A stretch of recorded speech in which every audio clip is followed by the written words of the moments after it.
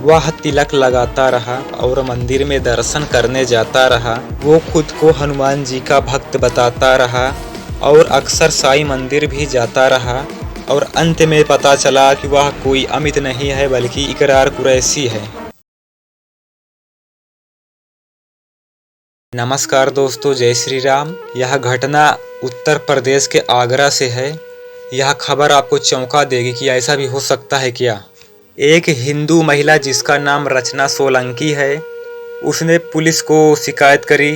उसने अपने पति जो अमित बनकर उससे शादी किया था, बाद में इकरार कुरैशी निकला, उस पर आरोप लगाया है अप्रकृतिक यौन संबंध, मारने पीटने, धोखाधड़ी करने, सामान हड़पने, साजिश रचने, धमकी देने और धार्मिक भावनाओं को आहत करने का भी आरोप लगाया है। यह मामला क्या है? इस मामले में पीड़िता ने बताया कि उसकी शादी आगरा के जगदीशपुरा थाना क्षेत्र में 30 जनवरी 2013 को हिंदू विधि विधान से अमित बने इकरार से हुई थी। पुलिस को दी गई शिकायत में रचना ने बताया, अमित ने अपने पिता का नाम सुखराम और खुद को मथुरा के फराह थाना क्षेत्र का निवासी बताकर मुझसे आगरा में शादी की थी। शादी के बाद मैंने 2 बेटों को जन्म दिया। बेटों के जन्म के बाद अमित मुझसे बुरा बर्ताव करने लगा और मुझे मांस खिलाने की कोशिश करने लगा। 2019 के नवरात्रि में उसने मेरी दुर्गा सप्तशती की किताब को फाड़ दिया, ऐसा रचना सोलंकी ने बताया। शिकायत में रचना ने आगे कहा, जनवरी 2020 में मेरे घर पर कुछ मुस्लिम आए और उन्होंने मेरे दोनों बच्चों का खतना करने का प्रयास किया।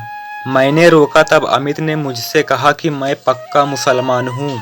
उसने खुद को इकरार और अपने अब्बा का नाम इकराम बताया। इस्लाम न कबूलने पर उसने कहा कि रचना सोलंकी को और उसके दोनों बेटों को काट कर सूटकेस में भरकर फेंक देगा। मोहल्ले वालों के जुटने पर वो सभी लोग भाग गए। रचना ने इकरार पर अपने साथ कई बार अप्राकृतिक दुराचार, जान से मारने के प्रयास और जेवर आदि हड़पने का भी आरोप लगाया।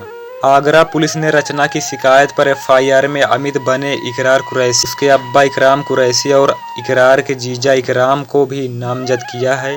आरोपितों पर आईपीसी की धारा 498A, 420, 406, 504, 506, 295A, 120B, 323 और 377 के तहत कार्रवाई की गई है। अब तक अमित बने इकरार को पुलिस ने गिरफ्तार कर लिया है। बाकी अन्य आरोपितों की तलाश की जा रही है। पीड़ित रचना ने घटना की जानकारी दी कि मैं हिंदू धर्म के जाट समुदाय से हूँ। मेरे पापा एक फैक्ट्री में ठेकेदारी करते हैं। साल 2013 में पहली बार मेरे घर के मोबाइल पर इकरार की कॉल आई थी। उसने मेरा नंबर मेरे कॉलेज के भरे फॉर्म से लिया था।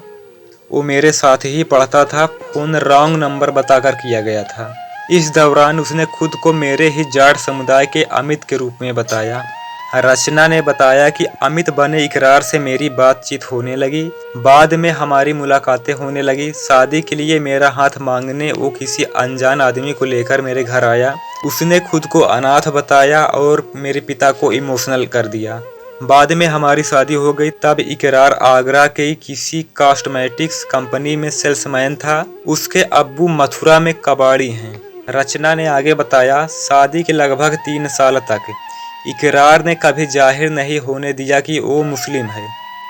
वह तिलक भी लगाता था, मंदिर में दर्शन करने भी जाता था और खुद को हनुमान जी का भक्त बताता था और अक्सर साईं मंदिर भी जाता था। हालांकि जब रचना उसको कहती थी उसके गांव चलने के लिए, तब वो खुद को अनाथ बताते हुए गांव से अपना वास्ता खत्म होने का झूठ बोलता था। रचना ने जब उसके खतने के बारे में पूछा कि आपका यह खतना कैसे हुआ या ये कैसे है, तो उसने बताया कि मेरी बचपन की बीमारी थी। उसने अपने कुछ अन्य हिंदू दोस्तों के भी नाम बताए जिनका किसी बीमारी चलते वो हिस्सा काटा गया था। इसके चलते वह उसकी झूठी बातों में उलझ गई, उसकी बात मान लिया। रचना ने आगे कहा कि साल 2016 में इकरार मुझसे इस्लाम की अच्छाइयों पर बहस करने लगा।